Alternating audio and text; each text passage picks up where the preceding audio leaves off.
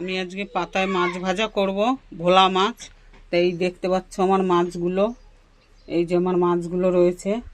আমি এর মধ্যে কচুরলতি আর একটু আলু কুচিয়ে দিয়ে নিয়েছি, আর পেঁয়াজ দিয়েছি। মশলাটাও করে রেখেছি।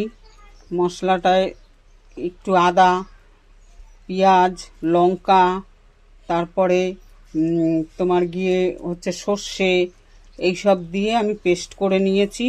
এখন আমি তেল দিয়ে এটাকে ভালো করে মেখে নেব। মেখে নিয়ে তারপরে পাতায় দেব। আমার কিন্তু মাছটা মাখা হয়ে গেছে, নুন হলুদ দিয়ে সব মশলা দিয়ে মাখা হয়ে গেছে।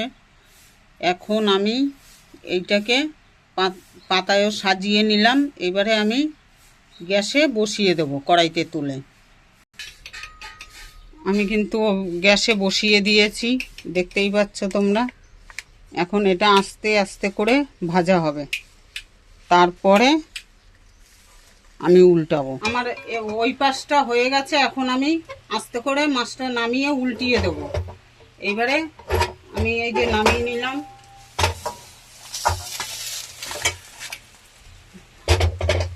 এবারে আমি আস্তে করে একটা পাতা দেব, আমি উল্টিয়ে দেবো মাছটাকে। পাতাটা চাপা দিয়ে দিলাম।